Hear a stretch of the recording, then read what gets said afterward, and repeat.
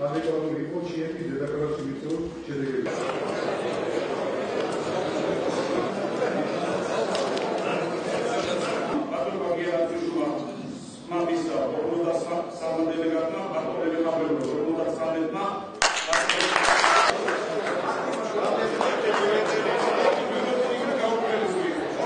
სპორტში ვარ ფაქტიურად ძალიან დიდი ხანი და მინდა ვთქვა, რომ ეს არჩევნები ფედერაციებში და თქვენ ნახეთ, რომ გვირგვინი იყო ოლიმპიური კომიტეტი, ჩატარდა ძალიან სუფთა წესებით.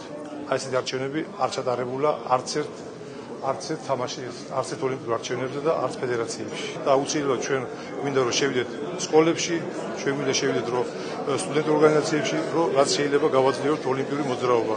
და იცით რომ თქვენ ოლიმპიური კომიტეტი ფაქტიურად არის მაინც ახლა ასოცირდება რომ დიდი მიღწევების სპორტთან და დიდი მიღწევების სპორტი რა თქმა უნდა ჩვენი განშის საგანი იქნება და მიმართულებით ჩვენ მივოქმედებით. ოლიმპიური კომიტეტის არჩევნები იყო სამაგალითო და ღირსეულმა გაიმარჯვა. მე ვფიქრობ მომავალშიც ალბათ ესე უნდა გაგრძელდეს, რათა სამაგალითონი გავხდეთ ამ მიმართულებით. რა ვიცი, ვინც დაესწრო დღევანდელ სესიას, ყველა დარწმუნდა ალბათ, რომ ყველაფერი წესდებით წარიმართა, დემოკრატიულად წარიმართა. მე დიდი ხანია სპორტში ვარ, ვესწრებოდი ბევრ არჩევნებს და ესეთი კარგად ჩატარებული, მართალი გითხრათ, არ მინახავს და ბუნებრივია, ძალიან მიხარია, რომ იმ გუნდმა გაემარჯვა, რომლის წევრიც მე ვარ. ზედაპირული მუშაობა არ წავა ფედერაციებთან.